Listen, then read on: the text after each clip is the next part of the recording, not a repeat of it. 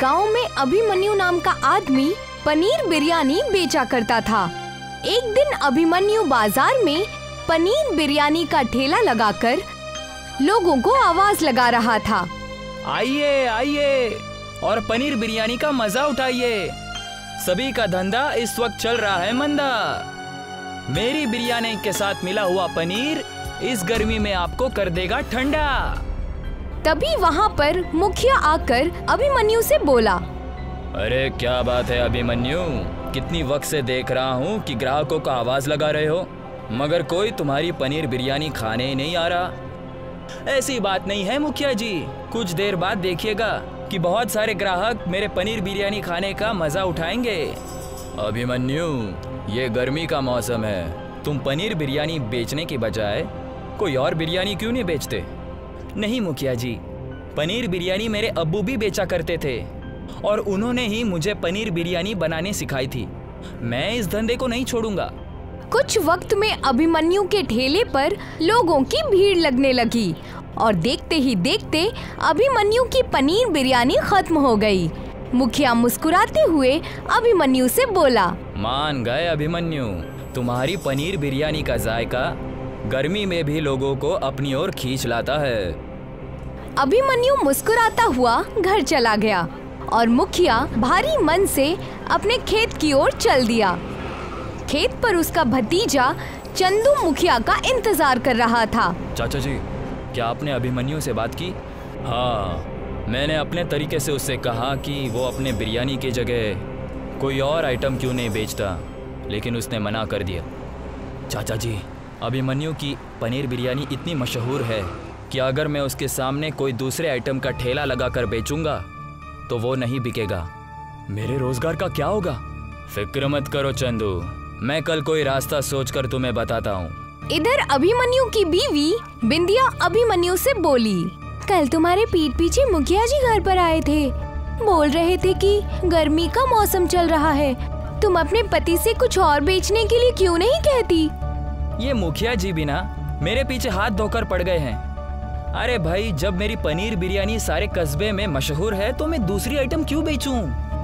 सही बात है, आपकी पनीर बिरयानी तो तेज गर्मी में भी लोग खाना पसंद करते हैं जी।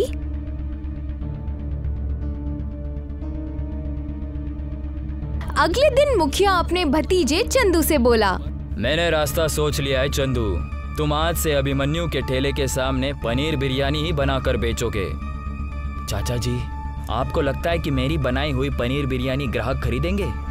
पूरी बात तो सुनो चंदू, तुम अपने ठेले के अगल बगल अच्छी वैरायटी के छाते भी लगाओगे ताकि लोगों को बैठने में सहूलियत हो, और तो और तुम हर पनीर बिरयानी की प्लेट के साथ एक कोल्ड ड्रिंक लोगों को मुफ्त में पिलाओगे। चाचा जी, इस तरीके से तो मुझे मुनाफा कम और घाटा ज्यादा होगा। बेवकूफ़ कहीं के, जब तुम ऐसा करोगे तो सारे ग्राहक तुम्हारी तरफ खुद ब खुद चले आएंगे। एक बार उसके ग्राहक टूटकर तुम्हारे पास आ गए तो उसके बाद तुम अपने मर्जी के मुताबिक बिरयानी के प्लेट की कीमत लगा सकते हो। तुम नहीं जानते चंदू, इस देश में लोग मुफ्त का माल देखकर बड़ी ही जल्द खींचे चले आते हैं। और रहा सवाल अभिमन्यु का, तो उसके ठेले के साथ मुझे क्या करना है ये मैं अच्छी तरह से जानता हूँ। अगले दिन चंदू मुखिया के कहे मुताबिक उसने अगल बगल में अच्छी वैरायटी की छाते वाली कुर्सियां भी लगवा ली और ग्राहकों को आवाज लगाने लगा, आइए आइए, आप सबने अभिमन्यु की घटिया पनीर बिरयानी का बहुत जायका चखा है। एक बार मेरी बनाई हुई लजीज पनीर बिरयानी खाइए और मुफ्त में कोल्ड ड्रिंक का मजा चखिए। एक ग्राहक चंदू से बोला, अरे भैया, क्या तुम असल में एक पनीर बिरयानी के साथ एक कोल्ड ड्रिंक मुफ्त दोगे? हाँ हाँ भाई, मैं मजाक नहीं कर रहा। और तो और तुम अभिमन्यु के ठेले पर गर्मी में पनीर बिरयानी खाते थे और यहाँ इस छतरी के नीचे आराम से बैठकर पनीर बिरयानी का मजा चखो, और इस गर्मी में ठंडी ठंडी मुफ्त कोल्ड ड्रिंक का भी मजा चखो। अरे वाह भैया, फिर तो मजा आ जाएगा। कुछ ही दिनों में अभिमन्यु के सारे ग्राहक टूटकर चंदू के ठेले के पास पनीर बिरयानी का लुत्फ उठाने लगे। अभिमन्यु की आमदनी खत्म हो गई। अगर मुखिया का भतीजा एक कोल्ड ड्रिंक मुफ्त में दे रहा है तो आप भी क्यों नहीं कोल्ड ड्रिंक मुफ्त में देते हैं जी? ये कैसी बातें कर रही हो बिंदिया? एक तो मैं लोगों को बहुत सस्ते में पनीर बिरयानी बेचा करता था। अगर मैं मुफ्त में कोल्ड ड्रिंक बेचूंगा तो इस तरह से मुझे अपना घर भी बिकता हुआ नजर आ रहा है। अब मुझे समझ में आ रहा है कि मुखिया जी बार बार मुझे ये धंधा छोड़ने के लिए क्यों कहते हैं। आखिर आज मैं उनसे बात करके ही रहूंगा। शाम के वक्त अभिमन्यु मुखिया के घर पर चला गया। अभिमन्यु को देखकर मुखिया बुरा मुंह बनाता हुआ बोला, क्या बात है अभिमन्यु, यहाँ क्यों आए हो? देखिए मुखिया जी, मुझे नहीं पता कि आपकी मुझसे क्या दुश्मनी है, लेकिन आपका भतीजा मेरे साथ ठीक नहीं कर रहा। क्यों भाई, इस कस्बे में क्या तुम्हें ही पनीर बिरयानी बेचने का हक है?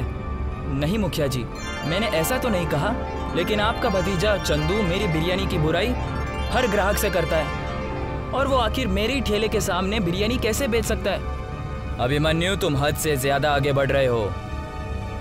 हर एक का धंधा करने का अलग अलग तरीका होता है। और हाँ, जब बात यहाँ तक आई है तो ध्यान से सुनो। तुम्हारे अब्बू ने सालों पहले मुझसे कर्ज लिया था, जो कि उन्होंने मुझे नहीं लौटाया।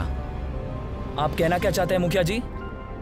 तुम तो उनके बेटे हो, इसलिए तुम्हारा फर्ज बनता है कि तुम अपने अब्बू का कर्ज चुकता करो। मेरी हालत इस वक्त खराब है मुखिया जी, वो भी आपके भतीजे की वजह से। कोई बात नहीं, तुम्हारा ठेला किस काम आएगा? कल तक अपने ठेले को यहाँ खड़ा कर जाना, वरना मैं तुम्हारे ठेले को तुम्हारे घर से ही उठवा लूंगा। अभिमन्यु मुंह लटकाकर वहाँ से चला गया।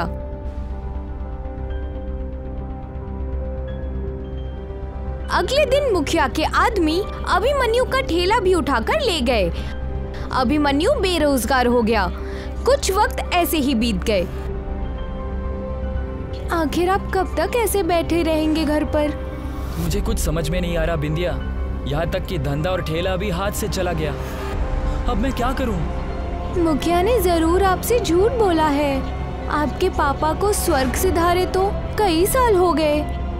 उन्होंने तो आपसे कभी जिक्र नहीं किया कि मुखिया से उन्होंने कुछ पैसे कर्ज लिए थे। जानता हूँ बिंदिया, लेकिन जानते हुए भी मैं कुछ नहीं कर सकता। अब तो लगता है जैसे इस कस्बे को छोड़कर जाना ही पड़ेगा। वैसे भी यहाँ मेरा अब दिल नहीं लगता। इतना बोलकर अभिमन्यु गुस्से में एक बक्से पर लात मार देता है। बक्से से कुछ सामान नीचे गिर जाता है। ये क्या किया आपने? ये तो आपके पापा का पुराना बक्सा था। अभिमन्यु ने अपनी बीवी की बात का कोई जवाब नहीं दिया और वो बक्से से गिरे एक बहुत पुराने कागज को पढ़ने लगा। ये आप क्या पढ़ रहे हैं जी? क्या है ये? ये तो अब्बू की हैंडराइटिंग है बिंदिया। सिर्फ अब्बू इस कस्बे में 5वीं क्लास पास थे। इसमें बर्फ की बिरयानी के बारे में कुछ लिखा है। अचानक अभिमन्यु को कुछ याद आया। मुझे याद आ रहा है, अब्बू बर्फ की बिरयानी के बारे में अम्मी के साथ बात करते थे कि वो एक दिन बर्फ की बिरयानी बनाकर बेचेंगे। लगता है ये वही है। अगर ऐसी बात है तो फिर आप बर्फ की बिरयानी क्यों नहीं बेचते? अगर आपके पास पैसे नहीं हैं तो मेरे पास एक चांदी का हार पड़ा हुआ है, आप उसको गिरवी रखाइए और अपना धंधा फिर से शुरू कीजिए। अभिमन्यु उसी दिन उस हार को गिरवी रखकर कुछ पैसे ले आया और चावल खरीदकर अपने पापा के लिखे नुस्खे के हिसाब से चावल को पकाकर उसके ऊपर बर्फ मिला देता है। बिंदिया, बर्फ की बिरयानी तो बनकर तैयार हो गई। आपके साथ मैं भी बेचने की कोशिश करूंगी। हम अपनी पुरानी जगह पर धूप में ही खड़े होकर इसे बेचेंगे। अभिमन्यु बिंदिया के साथ अपनी पुरानी जगह पर चला गया और आवाज लगाने लगा, आइए भैया आइए, आप सबने पनीर बिरयानी बहुत खाई है। एक बार आप बर्फ की बिरयानी खाकर ठंडा ठंडा कूल कूल होने का मजा लीजिए। तभी एक आदमी वहाँ आकर बोला, अरे भैया, पनीर बिरयानी, छोले बिरयानी, नॉनवेज बिरयानी के बारे में तो सुना था, लेकिन बर्फ की बिरयानी के बारे में पहली बार सुना है। देख रहे हैं कितनी ज्यादा गर्मी है।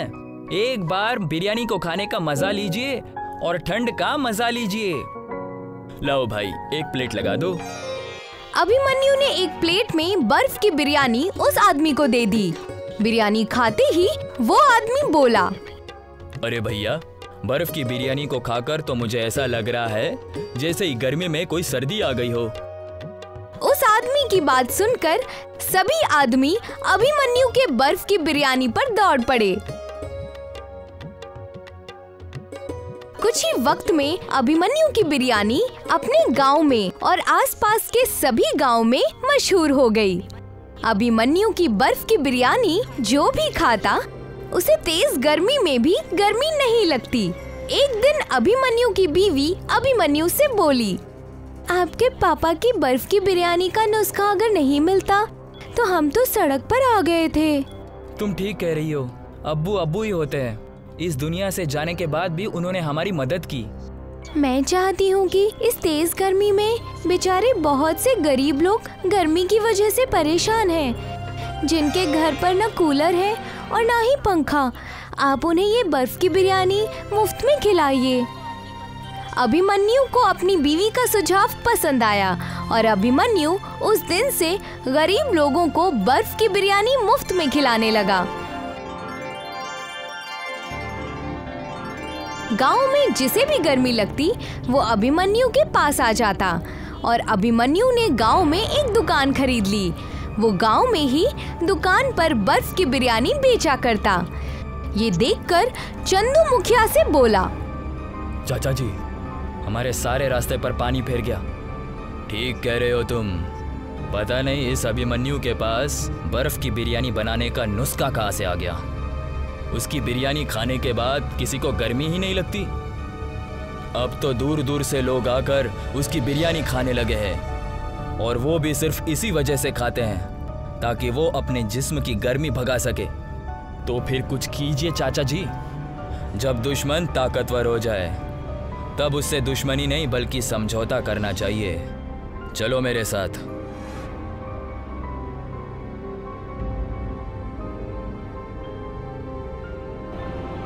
मुखिया चंदू को लेकर अभिमन्यु के घर पर चला गया।